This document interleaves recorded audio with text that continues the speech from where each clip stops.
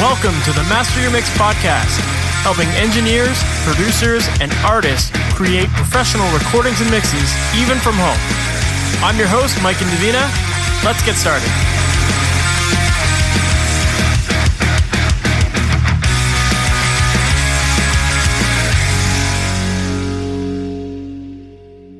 Hey, welcome to the MasterYourMix podcast. My name is Mike and Davina, and thanks so much for hanging out with me today.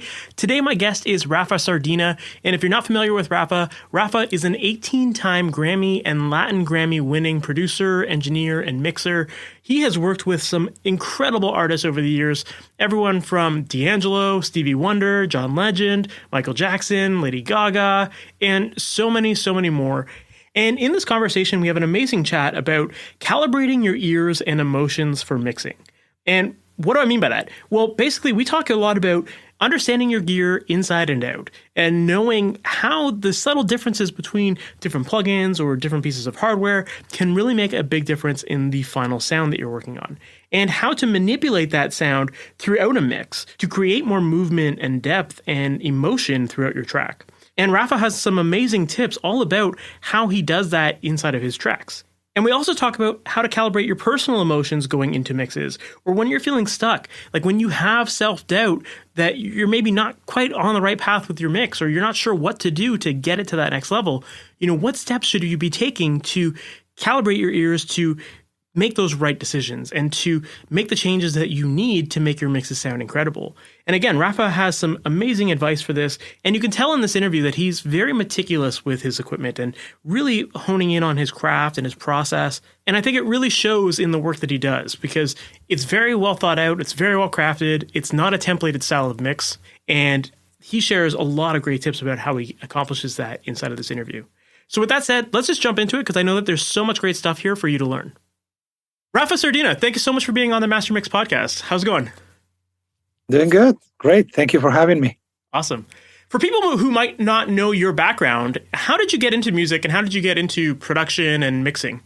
Well, I got into music because I am a musician, and that was my first quest, to be a professional musician, or at least, be able to stay with it and play every day. I play guitar, and that was my pursuit, really. I mean, to be a working musician. And from there, I was very lucky because I had an early experience when I was only 15, 16 years old, where I recorded an album with a band I was always with. And that was my first studio experience. So that was the first time I was exposed to the world of production, or trying to make a finished product, right? And it stuck with me. It really stayed with me for a long time. I went through 4 years of medical school in the process, but I never stopped making music, playing music, even recording music, because even the technical aspect of it really, called me. It was a big call for me. I love engineering. I love, what machines can do for you. I love recording, the recording process. So that was the very, very beginning of my career, let's say, when I was very, very, very young. Later on, I was very fortunate to get into a very well-known recording studio in Los Angeles called Ocean Wave Recording. And that's where I really cut my teeth. In my very, very late teenage years, or when I was turning 20 years old or 21, something like that. And that's where I really cut my teeth. It was a great, great school for me, because they had 9 studios in total, and you'll be working in every single one of them, and you learn every possible situation, in terms of acoustics, in terms of recording techniques, in terms of, styles of making music. So it was a very diverse kind of studio. That's amazing. When you got that job at Ocean Way, was it just as like an intern to start, or did you work your way into a position right away? Actually, I think I was the first intern ever at Ocean Way, because they never believed in the concept of internships. So they never had any interns. And they only hire either runners, for very, very low positions, it was always a big unknown, right? To be a runner, you never knew what what you could become or if you were going to be accepted as an assistant. And they just hire assistants directly. And they had a very, very high standard. I remember they were hiring seasoned engineers as assistants. People who wanted to move to LA, who had been successful in other places. For example, one time, one of the assistants was Prince's recording engineer for quite a few albums, and he became an assistant after having an engineering career. So it was a very sought after facility and place to launch your career, and I think that's why a lot of people, were so open to take this kind of assistant position at the studio. But yeah, that was pretty much it, and I was very lucky again that I became an intern. That's amazing. It's funny because you said that they don't really believe, or they didn't believe in the intern system before that. And I feel like these days it's kind of the traditional story, right? That like every studio has interns and, all these people are working for free. Obviously, it worked out in your favor. You got a great position. You got to meet a lot of great engineers. You learned a lot. What's your philosophy on like interning these days? Do you believe that that's still the best way to work your way into the industry? I think it's one of the very few ways to get into the industry, actually, because big studios are not hiring like they used to. They don't have that many open positions, for assistant engineers or even for runners. It is a completely different environment these days. A lot of the studios that we work on are actually, for the most part, home studios. Mm-hmm. And that has completely shifted the way we work, the way people get hired. It has shifted the whole industry.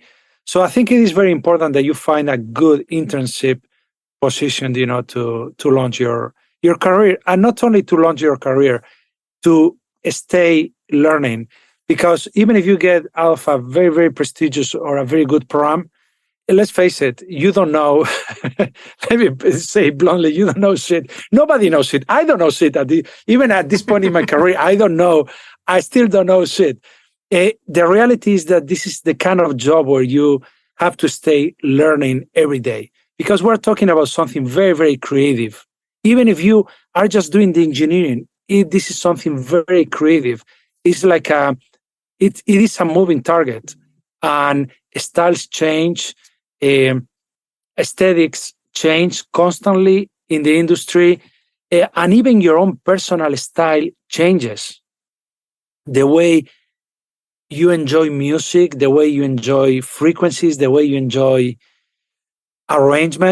musical arrangements, they should actually change. I think that they should never stay the same, and I think that they naturally do. So that also forces you to relearn what you think you know.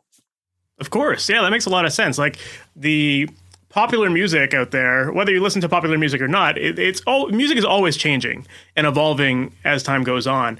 And we certainly don't listen. Now, we certainly have listened to different styles of music as we get older than we were when we were younger, So you're right. Your tastes are constantly evolving, and as the kind of the modern expectation of music changes, and what modern music sounds like, you do constantly need to continue to learn how to get that sound. Otherwise, you're just kind of pigeonholing yourself into this old sound that some people might or might not want.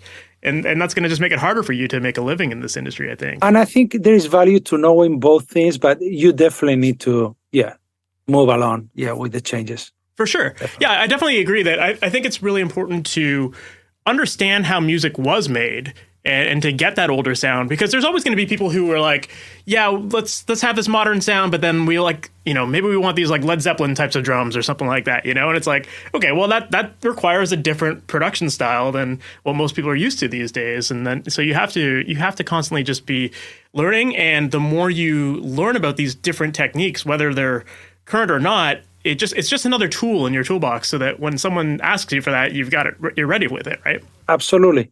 And styles of music also make a comeback. Cyclically, they come back, and it's happening right now.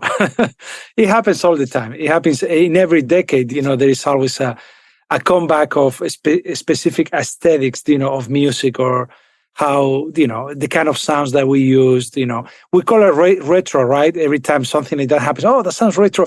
It just reinventing an existing. Yeah, you can hear it with like even like Bruno Mars and stuff like that. Like Bruno Mars is like totally bringing back this old soul sound and stuff like that. That like Absolutely. sounds totally different than music that we're used to in the last like 5 years. So it's definitely refreshing to hear these kind of throwback sounds and it always becomes like it's refreshing to hear it.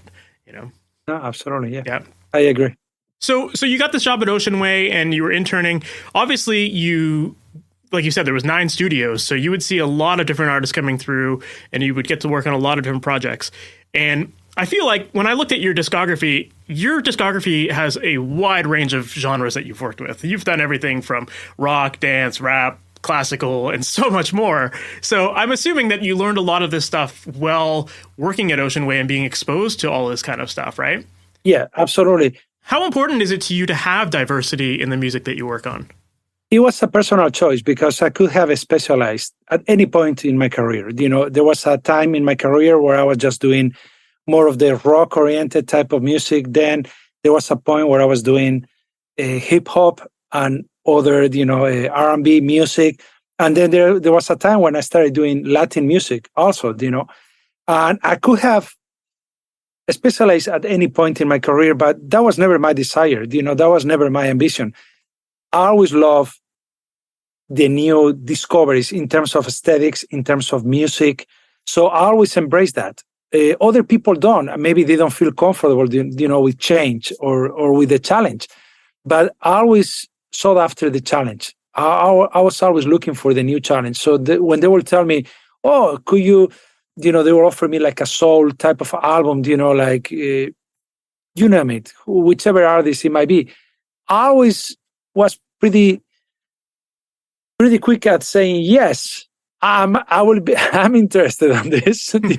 I think I can contribute to this. And there's another aspect that I discovered over the years, and it's the fact that a lot of artists benefit from your, cross-reference knowledge of other types of music. It always adds something special to their own project, because you're adding elements that are unexpected for them, and it's always good to have sort of like these rough edges in a way. It creates this kind of like rough edges. For example, when I start working, even producing opera, who will have guessed, right? I'm producing an opera.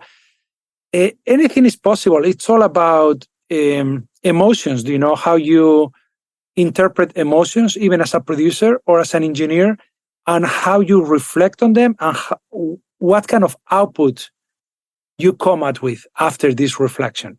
So I think that even producing opera, I had my own say about the aesthetic of the singing, the ambience, how it works with the orchestral arrangement.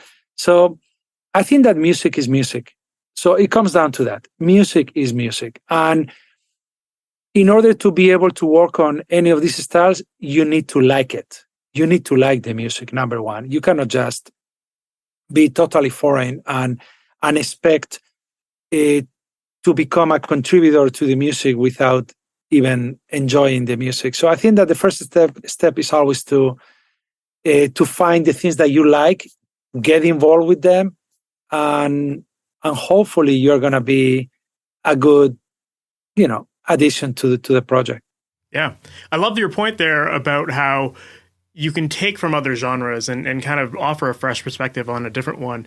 And I agree with that. And I think that it does also make you stand out compared to a lot of other engineers. You're not just the person who's just pressing the buttons. Instead, you actually have this like unique approach to it. And I think artists really respect that because they see you as not just a recording engineer. They see you as someone who understands like how sound works and really cares about this and is willing to try new things and experiment. And that opens their eyes to a lot of new things as well, right? And early on, I saw it that way.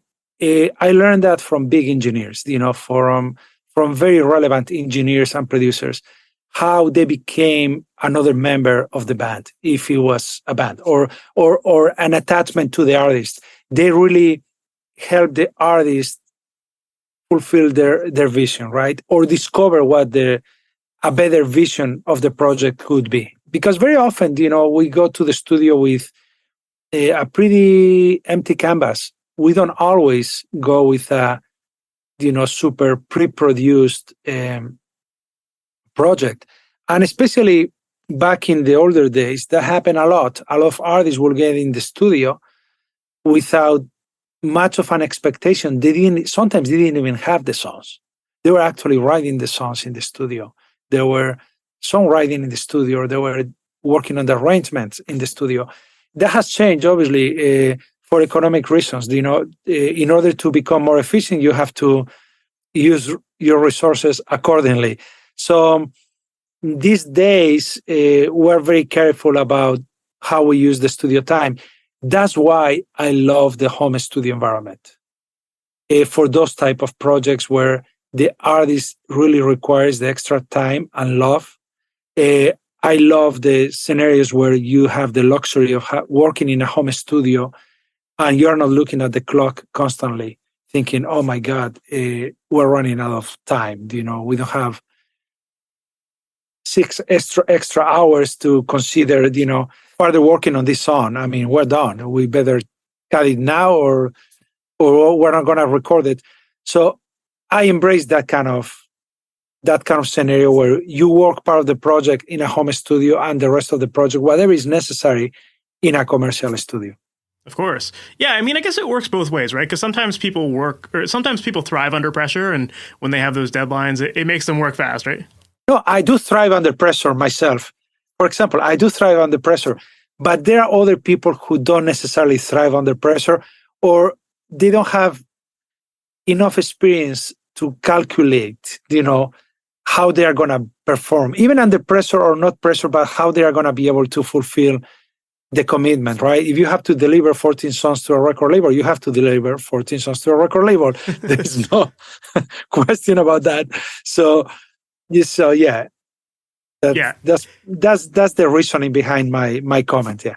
For sure. Yeah. And I think that some people definitely, like we said, some people thrive under pressure and other people choke under pressure as well. Right. And so having that home studio environment where someone can get comfortable and have the time to just explore things and try new sounds, like sometimes that is a really great, a great thing to have, is just have that availability to be flexible with your time and all that. So very cool. Now, in terms of working with different genres, obviously,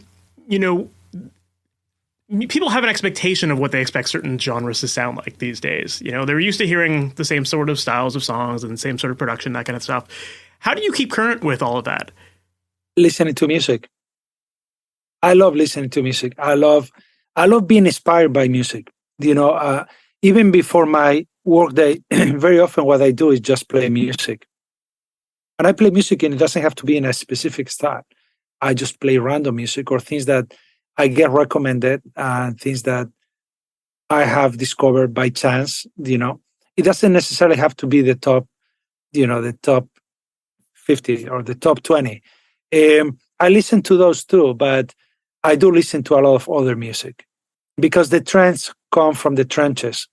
They don't come from, as soon as something is already playing on radio, it's not that, it's the current trend, but it's not the next trend anymore. And you're working on music that's not going to come out for another 4 weeks to 4 months to a year, even in some cases. So you have to, learn and be, you have to constantly be fed by good things, good influences. And those good influences are not necessarily just what's playing right now on radio. I mean, that's one of them, but there are so many more. So it's just a matter of being curious. You have to be very, very curious and listen to a lot of music. Yeah, I love that. Do you find that you, do you listen to music to start your day? Like, I know some people like to, before they start working on a mix, they like to calibrate their ears by listening to music. Do you feel like you do that for yourself? Yeah, and it's not just calibrate your ears, calibrate your emotions. In a way, you have to get in a specific type of zone. You have to really, you have to connect with your environment. And in order to connect with your environment, you have to start feeling emotions, right? And I think that's what music, just the simple fact of listening to music does to you. You start connecting more with the specific factors that are important to music, right? With the sound palette, with the dynamics, with the emotion, the interpretation, things like that. So once you get to work, even if it's a different style of music that you're going to be working on, but as soon as you get to work, you're already kind of like, it's like seasoning, the meat like 3 days before, in order to have a great barbecue. It's the same kind of concept in a way. You are seasoning yourself for the job at hand, which is going to happen very soon, and as soon as you get to work, you're ready. People ask me very often, oh, how do you inspire yourself? How do you go over not having a good day? If you want to become a professional, you cannot have bad days. Basically, you make every single day a good day. And a way of making it a good day is by getting help from your best ally, which is music. Listening and getting inspired, and then you're good. And you make good out of it. Even if you're having the most terrible day, for personal reasons, you make good out of it. And it might actually even help with your personal, problems. So that's the way I approach it. I love that. Yeah. I mean, sometimes we get in our own heads about whatever is going on in life. Maybe sometimes it's just your life in general. Sometimes we're in our head about the music that we're working on and whether we're doing the right job. You get imposter syndrome. All sorts of stuff can always get in your way. So, I do think that there's just something, well, there's so much positivity that can come from music and just, like you said, like calibrating your emotions and helping you get back in line, and calibrating your ears too and all that stuff. So, I love that. Absolutely. Now, obviously, you produce records, you mix records, and I've heard you say, and this maybe kind of ties into the calibrating your emotions thing, and when you're having those tough days, I've heard you say before that you find that mixing other people's music is often easier than mixing the music that you've produced yourself. And I'm curious to know, I'm wondering, like, if you can explain why you feel that way and how you, how you calibrate yourself when you're having those days where it's a little tough. For example, working on other people's music allows you to be a little, bit, I was going to say disrespectful. That's not the right word, but it allows you to be a little bit more careless about things in a way. And that's a good thing. It's not bad. It's not a bad thing. I think that carelessness ties a lot with emotion and ties a lot with intuition. And the biggest contribution that you can make to a project is to use your intuition and your, that as a tool in order to potentiate, the things that are really important about that song. What happens when you have been working on a project as a producer or as an engineer for a long time is that you have pretty much explored almost every option along the way. And what happens at the very end, you feel like this weird pressure about taking it even a step forward. And sometimes there is not, that step forward doesn't actually exist. You have already done what needed to be done. And you use all of your personal tools and to make it as good as it gets. And that's why mixing your own stuff sometimes is so hard. That's what happens very often with artists. Artists reach this point, at the mixing stage where they start second-guessing themselves, thinking, well, but I really understood that during the mixing process, you can make it or break it, or you can take it 2 steps forward. I don't feel I'm taking it 2 steps forward. I don't know. There's something wrong with me, right? And very often there's nothing wrong with you. It's just that you need either a second opinion or a different vision, somebody to help you navigate what those extra steps might be, or you have actually already achieved it and you don't need to do much more to it. So, but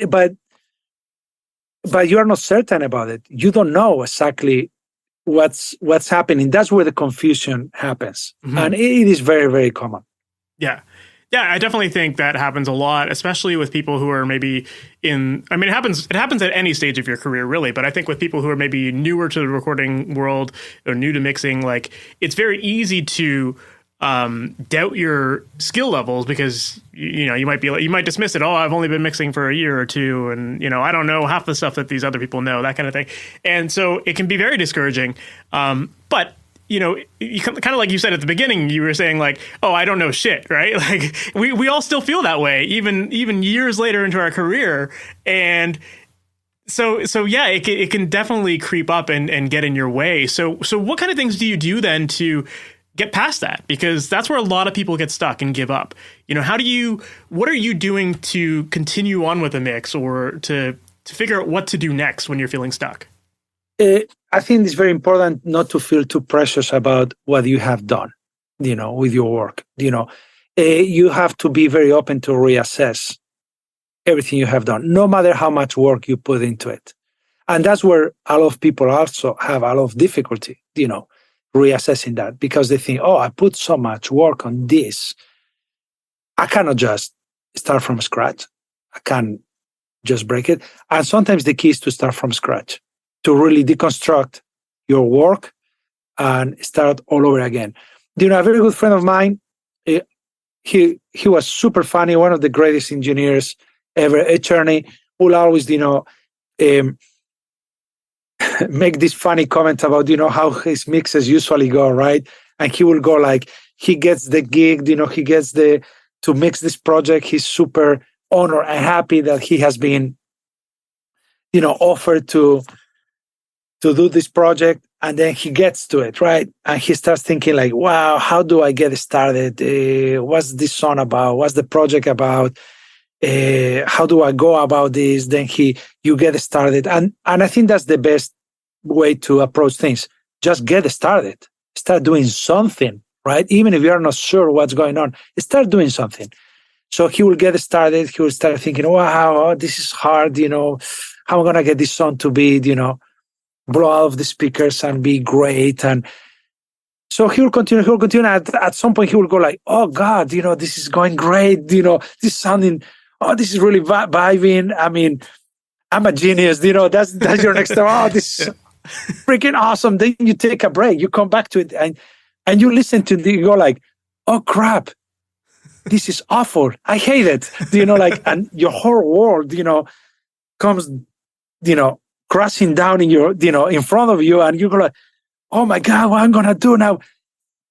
But again, you have to continue working, and then you realize all of these things that we're experiencing as part of the emotional content that's necessary, goes along the song. You yourself as an individual, interpreting that song and your work, and sometimes it's necessary. We don't always need to be 100% certain about things. Very often I tell the artists when they ask me, oh, but do you know how we're going to do this? And very often I'm like, I don't know how we're going to do this, but I do know that we're going to get to a great result because I trust my intuition. And I trust that I have the tools to, steer the boat and get to that. I'm going to be able to recognize when something great is happening, which is the other mistake or the other thing that happens to many people. They play along, and at some point they cross paths with greatness, right? Something really, really great just happened, and they are not able to recognize that moment, and they let it go and continue working. And that's the story of music making, really. That's what happens every day in the studio, either recording, producing, or mixing, missed opportunities. So a lot of what we do is to be very good at not missing opportunities, basically. Yeah, I love that. And I think it's so super important that, you gave that example of like, you're working on a song, you're like, this sounds freaking amazing. I think at that point, it's like, bounce out the mix, just save a version of that there while you're excited. I always do. Yeah, absolutely. And that's a great, great advice. I always tell all of even people I'm collaborating with, as soon as something hits you emotionally, do a bounce.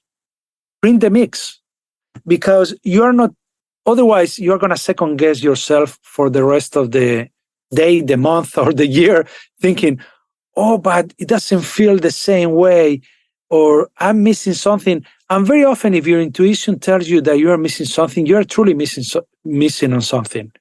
Your intuition is actually pretty accurate. Obviously, sometimes we interpret things with a little bit of emotion, and we're inaccurate in terms of how we interpret, on how we know what it was. But in terms of the overall emotion, we're pretty good at knowing. So I always say, and I do the same thing. As soon as I have something that is really grooving, or I like a quality of it, I actually even describe the mix. I go like, boomy bass. Something happened with the bass, boomy, outrageously boomy or something, but it's cool. I print it and I call it boomy bass. It's some kind of a statement that you created, save it. And later on, later in the day, you can go back to that mix and really see if you are missing on the opportunity. I love that. That's such a great tip, because we often just name our files whatever, right? Like mix 1, mix 2, and then we forget what it was about those mixes that we really liked. And so, when you can just look at your files and be like, oh, boomy bass, like that's what I loved about this one. Now my mix has like not enough bass. Like, let's revisit that. Let's see what we did there. I think that's very inspirational and can definitely help you out. It kind of reminds me of, I'm going to butcher the story, but I remember hearing a story about when they were mixing, I think it was Michael Jackson's Billie Jean or something like that. And he was very particular with his mixes, and, they did a mix and he'd be like, okay, cool, let's save that one. I want to change this. I want to change this. And in the end, they ended up with something like 98 different mixes of that song. And Quincy Jones walks into the room and says, like, let's hear the mix. And, it doesn't sound that impressive when they listen back to it. And he's like, okay, cool, play mix 2. And they play mix 2, and that's the one that like blows them away, right? And he's like, yeah, see, this was like the one where your intuition was telling you like this sounded best, So I'd probably butcher that story there, but I think the concept is very much the important thing there, and just really, being inspired and trusting your intuition, trusting your gut, and using that to tell you sometimes, okay, you're on the right path here, and maybe you should leave it. I also always, number everything, the Pro Tool sessions or Logic sessions, as you are working alone, I have a numeric system, 1.1, 1.0, 1.1, 1.2, 1.3, and I name them, 1.5, new piano, and the name of maybe the pianist, you have replaced the piano with whoever, Matt Rollins, new Matt Rollins piano. So what's going on. And I learned this system with Michael Jackson when I worked with him. Always had a cross-reference, and it was chronological. So the numeric system allows you to be chronological. So you get to 1.9, then you follow up with 2.0, 2.1, 2. So if you go to your old sessions folder, they are actually chronologically accurate. They follow the numeric system, and you have sort of like a chronological log of what has been happening with the song, maybe for the past year. And Michael was notorious for that. He would work on songs for many years, not just a year, but maybe for 3 or 4 years. So he had a way of telling, oh, okay, we changed the string arrangement on this one with a different keyboard arrangement. And you could spot it. You could find it. You could even retrieve those files if it was part of a Pro Tool session, which we were using back then. He was very advanced. At that time in the 90s, he was already using a lot of, other than the analog and digital machines like the Sony 3348, he was also using Pro Tools to process a lot of stuff and edit a lot of stuff and then bounce it back to the Sony digital machine. So it's a good system because it allows you not to think. And I think it's a key and important thing to remember. When I'm in the studio, I always tell all of my assistants, collaborators, let's not think. The moment you have to start thinking about, where is that folder? Where is this part? I have a system where everything is, it's a logical system where everything is in specific folders, so nobody has to ever think. I love that. About anything. It's kind of like self-explanatory. I can open a session from 10 years ago and I do understand it. Or I open the folder with all of the different files and even musical arrangements, PDFs of Finale files or Sibelius files or whatever. And I know which one is the final arrangement and why. It might be a previous arrangement that got changed. And it has a date and sometimes even a description of why it changed. You get the new one and say like new brass. Okay, we changed it because we rearranged the brass section of the song. Okay. You don't ever have to think. I think it's super, super important. I love that. That's such a great tip because so many people forget about that and they only just work in the moment. But if you take a little bit of time to just map out a system, what could that look like? Once you start implementing that, it makes your life so much easier from there on. And you do it at the beginning of the project. You don't do it during the project. You already have a system, right, with the specific types of folders. And from that point on, it's just a matter of you doing a save as and just type in 2 words or 1 word, and 2.3 tambourine, I don't know, whatever it might be, Yeah. But I love that. That's such a great idea. And that's definitely something that even for myself, I've really noticed that more recently with, I've been getting really into building macros. And, when you build a macro that makes the exact same file structure with every artist, then it's the best. Cause then it's going to be consistent, it's going to be named exactly the way you need it to. And there's so many ways to keep organized, but it just takes a little bit of preparation, but it really does go a long way once you've actually implemented it. Yeah, I love that. That's a great tip. I'd love to talk a little bit about ambience and depth in a mix, because I feel like that's something that you do extremely well. And I'm curious to know, when it comes to creating ambience and creating size and depth in a mix, where do you typically begin with approaching your mixes? I think that the most important element of any mix is the center, actually. We were talking about depth, dimension. You have to establish your center and your base early on. And you have to be very, very clear about it. You have to be convinced, that's the approach. That's what you're doing.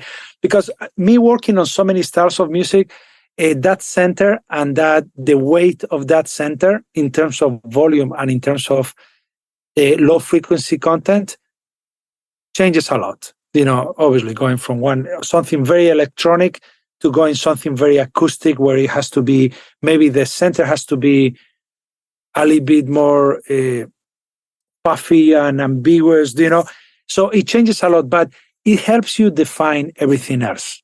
Once you have defined the center, obviously you don't just work on the center element of it, but you pay extra attention to it. For example, when I'm starting a mix, even if I start, with the rhythm tracks, like the rhythmic aspect of it, I always bring the vocal early on, or any other element that's very important. If there's any other melodic element that is king to the song and is very relevant to the song, I mix it early on. And I don't just open the track, I mix it. I even start imagining the kind of effects it's going to have and the kind of depth it's going to have and how it's going to change from the verse to the hook, and change the effects for those parts and automate them. And you will think, oh, what a waste of time. I mean, you put all of this effort, it could even be hours of work, and you're going to have to change it over again as soon as you put in the extra guitars or this synth or any of these other elements. It is true, but it is not a waste of time. It allows you to know how much space you have and where that space sits. And if those effects, for example, for the vocal, are so important to the concept of the song, you are going to make sure that none of the other elements step over those effects. Don't cover up those effects. It's a dance. You change something, you keep changing what you already did. You change another thing, you change the kick, and then you have to change the vocal, the EQ on the vocal, because you change the kick. And then at the same time, you have to change the bass, and then that synth that's doing something else you don't agree to, how it's opening the stereo. So it's a constant dance. And that's the other advice I'll give to people. And I go over this exercise with my own assistants because I want them to be great professionals and great mixers and great engineers. And when I tell them, okay, start working on a mix, and as soon as they lock into something, they have something grooving, from that point on, they hesitate to make any changes to it. And that's not good. I think that we need to be in a mix. We need to be open to constant change. Constant change. So the moment you add this other piano part, you might have to change your drums and the effects on the drums and even the spread on the drums. You were working with a very open, spread out drums, and then you realize, oh, maybe it's more appropriate for them to be more monoish, because then I can leave this space for the piano, for these notes happening here in the... So, and that allows you to create that kind of depth that we're talking about, other than just using specific techniques, right? Like delays, even stereo, all kinds of, plugins that affect your stereo and allow you to tilt the stuff in the mix in ways that we were not able to before. I mean, you could do some of these, but through very, very cumbersome processes. And we used to do it and experiment with a lot of this before any of these plugins existed. But now it's quite an amazing, it has become quite an amazing option to have a lot of these, stereo spectrum changing plugins. And I use them all because all of them sound different and all of them do a slightly different thing. And all of them have a different depth and height and spread. And yeah, I think that now we're at that point where we almost even have like way too many tools. And it takes a long time to learn them all. But yeah, that's how I do it. And obviously, how you arrange your frequencies in each one of the instruments and how they overlay on top of each other and in the stereo, and even if they're in the center, how through frequency you can make them have a different kind of proximity or depth, effect. So yeah, but in order to do that, you also have to learn a little bit about acoustics or be aware of it. And that's going to help you a lot, imagine these concepts and apply them. Of course. Yeah, that makes a lot of sense. I love how you said you start with that center channel. And I mean, I just want to clarify, because we were talking about how you do have to constantly be changing things in a mix. But it sounds like your process is kind of start with the center, because those are usually the most important instruments. You kind of get your sounds going with those. And then as you add other elements, you're trying to retain that original center sound that you had as much as possible. But then you're kind of prioritizing from there. It sounded like you're kind of prioritizing from there as you add elements on the side. Like, hey, what's the next most important thing? Is that kind of right there, or? Yeah, but I'm never too precious about it. I mean, I start that way, but if obviously anything could change. I mean, you have this. Something happens. You imagine. You bring up another instrument and you imagine what it could be doing, combined with that center. And then you might have to change that center to leave room for this other idea. So it's basically, you come out with all of these ideas along, during the mix. And it's some kind of like idea management, process. You have to really see which one is more important and which one actually makes you feel more. It's all about emotions at the end of the day, right? So you have to be very intuitive about it and really say like, okay, that might sound cool, but this makes me feel more. Gotcha. And that happens a lot too. And it's very hard to dismiss something that sounds awesome, but might not be the right thing for the song, because the other idea actually makes you feel more. So it's that kind of management of ideas, like I said, which is the hardest. For sure. No, I definitely understand that. It makes so much sense to focus on, that emotional feeling that you're feeling. And yeah. So when you're starting a mix, do you start with everything completely at zero, like completely like quiet, and then you just bring in one element at a time? Or because I know some people will like to start up with like a little bit of a rough mix and then they focus only on the center channel or something like that. So do you start just like one element at a time, or? No, very often I just bring all of it on. I just bring everything on and I just do like a quick balance. Quickly I rebalance things and I really evaluate what's the most important part of the song to start with. It doesn't necessarily have to be the hook, but maybe you know what the hook is going to be like, but you have to maybe work on the pre-chorus in order to set up, the mood for the hook, right? For the chorus. So that's a very personal thing that you have to evaluate. Okay, where do I start? And why? Do I establish, the drum sound for the hook? Or maybe there's no drums, this is the beat, or it really is an open canvas in terms of your decision-making process. You need to prioritize, and if you don't know, like I mentioned earlier, you have to get started somewhere. Just go. I really like that example that you gave there of if you're focusing on the hook, that sometimes you need to focus on the part before the hook. That's such an important lesson to learn because, it's not just about focusing on the one instrument. Sometimes it's about like everything before that to make that impact, and that really goes a long way. So that was definitely a great takeaway that I took out of that. Thank you for that.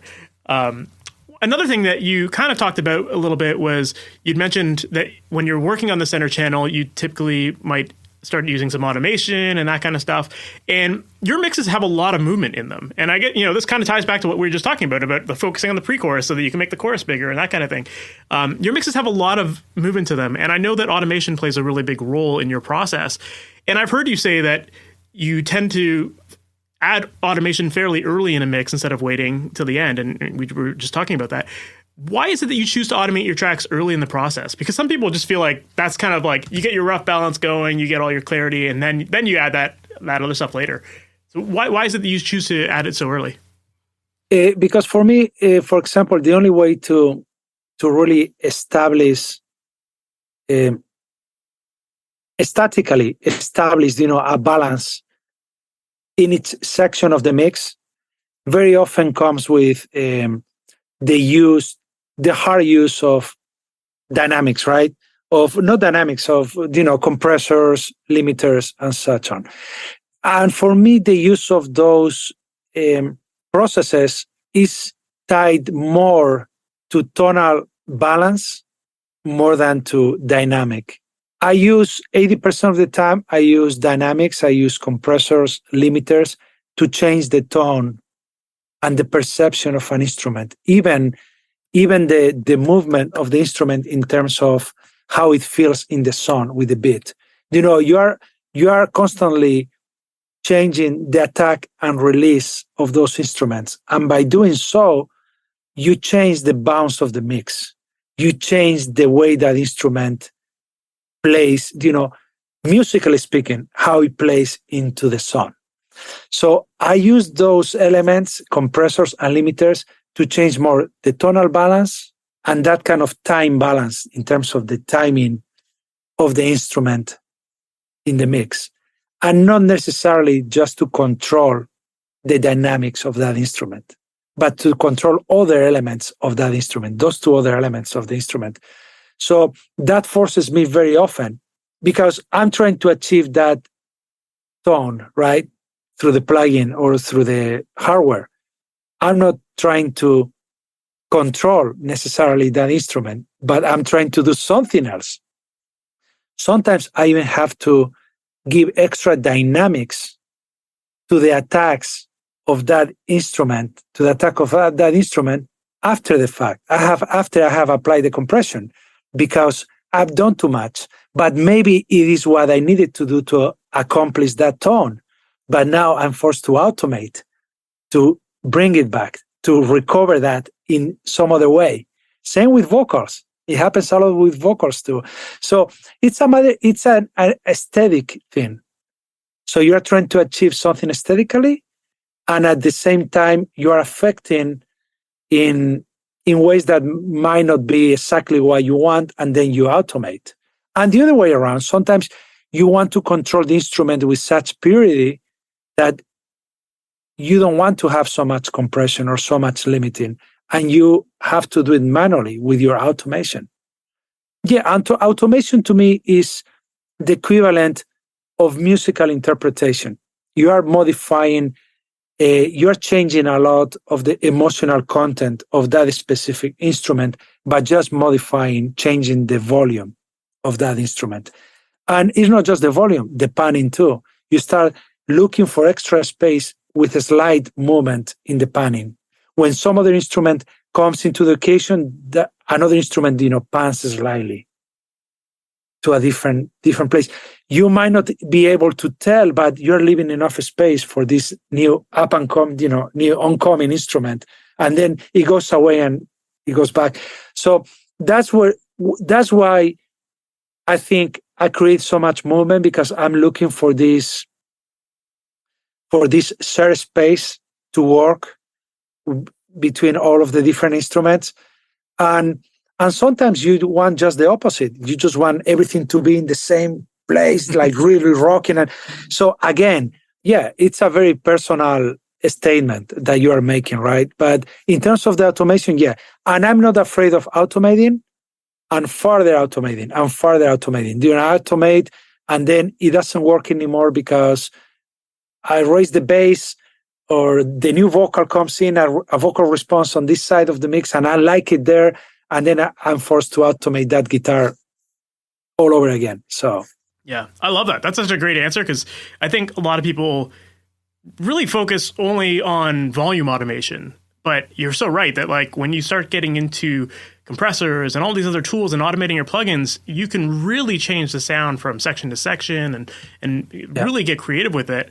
Obviously, yeah, it's going to be more time consuming to do it that way. But in the end, if it's giving you the sound you want and you're really, analyzing those little details of like how the attack of the drums hit or guitar or whatever in different sections, like you can create a lot of movement in your track and put things closer and further just, by playing with attack and release speeds and that kind of stuff. Yeah, absolutely. I love that. That's such a really interesting approach to movement. And, obviously, that ties into our earlier question about depth, because you can make things sound a little softer and make them feel further back in the room just by automating those kind of features on a compressor. Yeah. So, yeah. And even automating, I love those things, automating, the attack, the release, and even automating, frequencies, with EQ.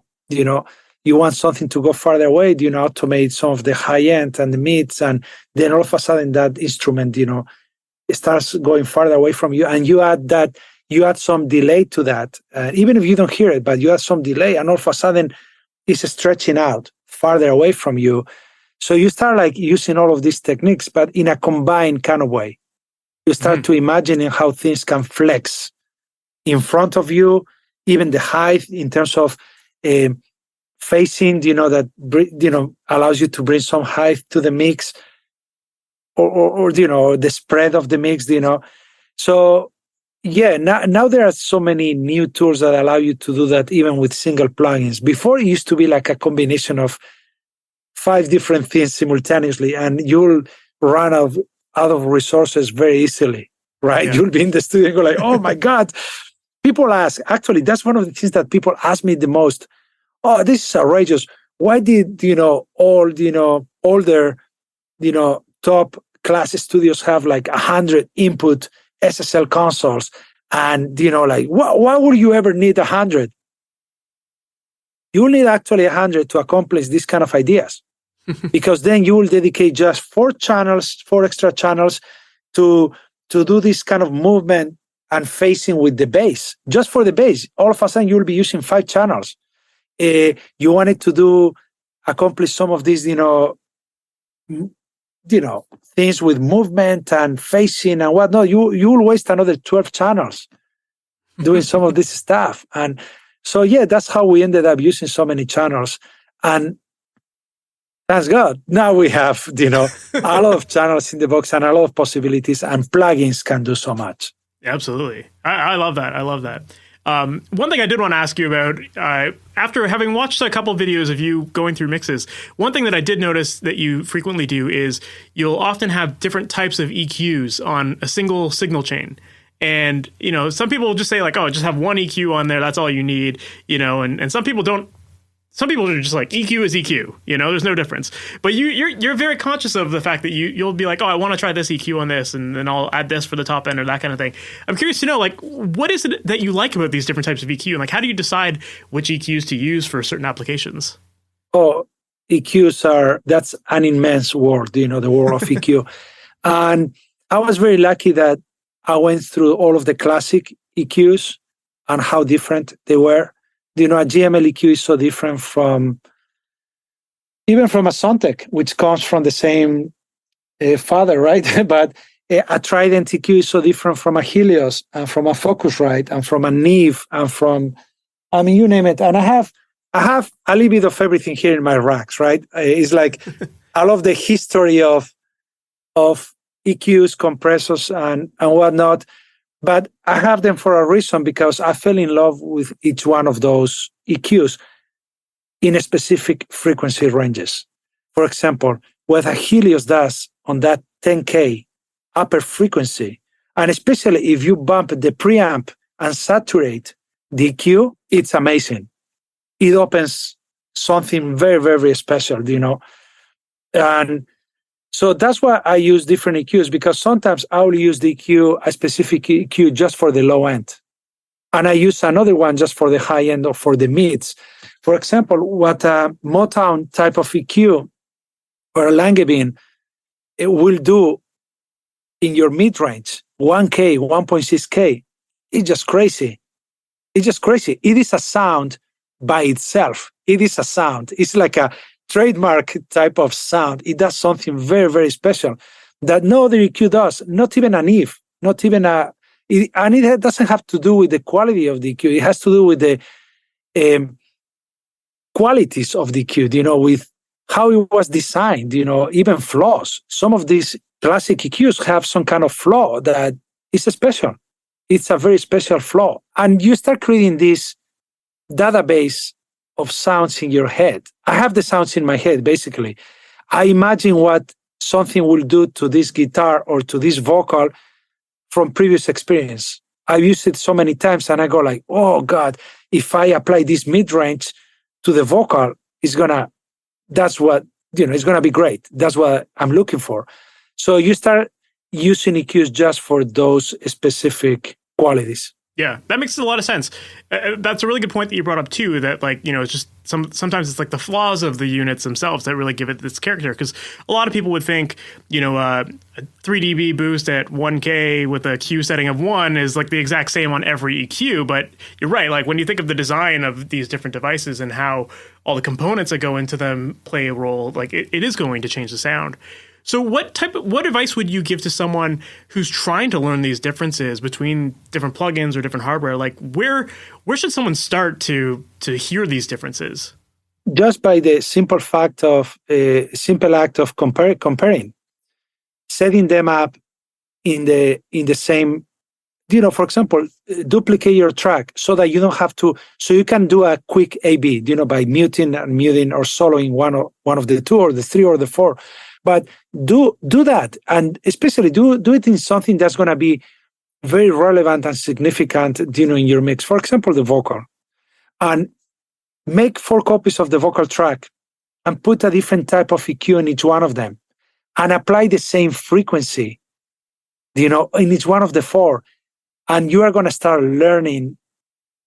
You are going to start gathering amazing information. You are actually going to be in awe at how different it makes you feel from one EQ to the other. And it doesn't mean that one EQ is better.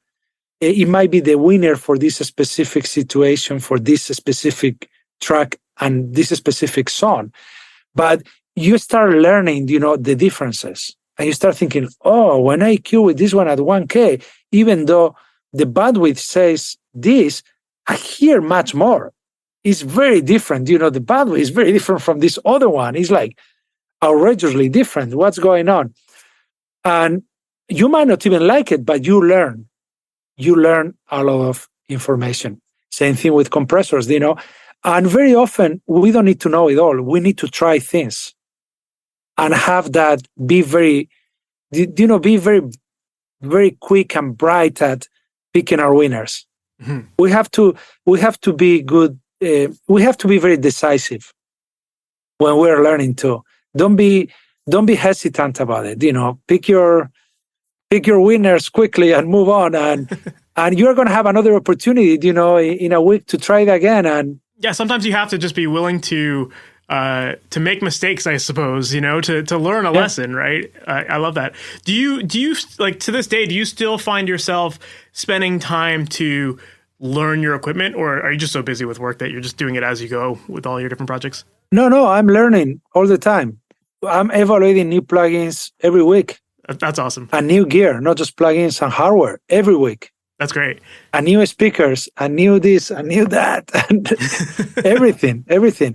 Obviously, I have help. I have my assistants who also help with some of it, and sometimes they even pre-evaluate things for me, so that I don't have to go through the learning curve of things. They can actually explain to me. They might spend a couple of hours, figuring something out, and they can explain to me in two minutes or in a minute. Check this out, because when you do this and it interacts with this other control of the plugin, and then it does this and changes the low end. I'm like, okay, so I can move quickly at learning these things, and then I either adapt them in my system or I just dismiss them. But at least I give them an opportunity and I have a chance to get better at what I do. That's great. I think it's so important for people to spend the time to understand their gear. It's like, I always find it funny whenever I open up my plugins folders and, look at my dynamic section, and I have like 15 different 1176 plugins, and it's like, how different are all of these? Like, why do I always go to the same ones? And if you just spend the time to actually, like you said, go through that exercise of listening to the differences, sometimes you'll be amazed at how different they are and how quickly you can get a result when you know the right one to pick, right? So it's definitely a good exercise to go through. Everyone should be doing that with their gear. Yeah, I love that.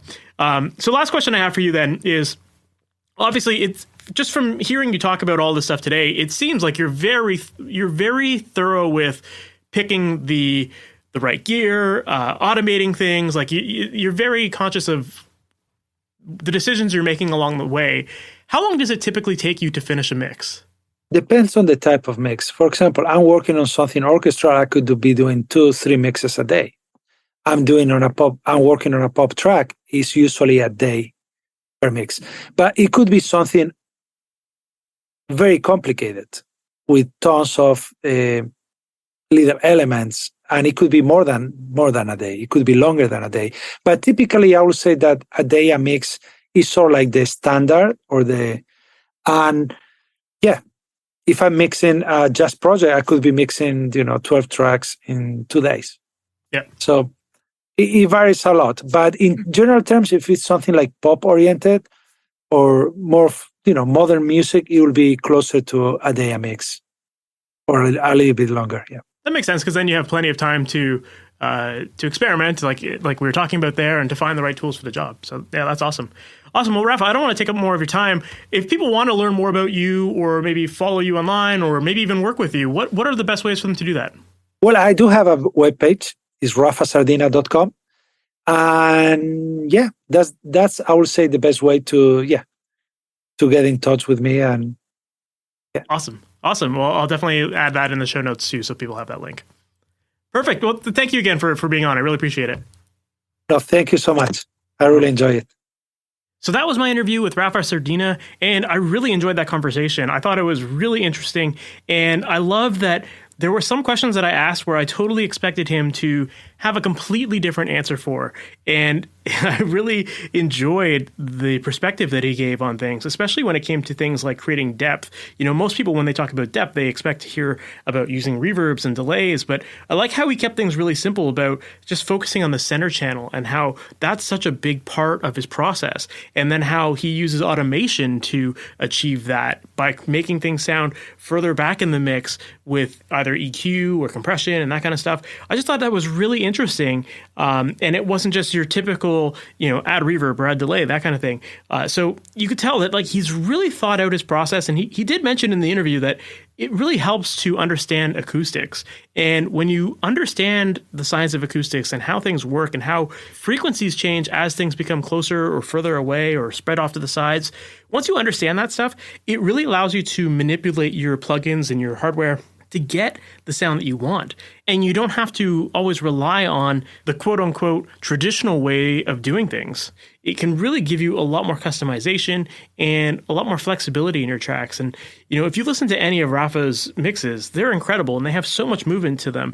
And I think just hearing how he approaches his mixes here, it makes a lot of sense. And it really helps to explain how he's able to get his mixes to sound so big and full and exciting. So I hope that you found that just as mind-blowing as I did, and you got a ton of great information out of it, because it was a great episode, and we've got way more episodes like this lined up. So if you're not already subscribed to the podcast, definitely make sure to subscribe. That way you're notified about all new episodes as they go live on Wednesday mornings. And also make sure to visit MasterYourMix.com.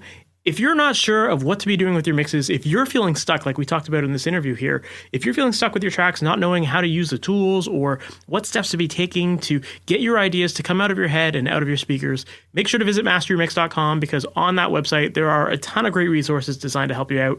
And one resource that I want to point you to is a book called The Mixing Mindset. That is a book that I wrote a few years ago that became an Amazon #1 seller that shows you the entire process of mixing from beginning to end, walking you through the thought process of how to analyze your tracks and understand how to use the tools to get the sounds that you want and how to manipulate sounds to make things sound closer or further or have way more punch or attack and that kind of stuff.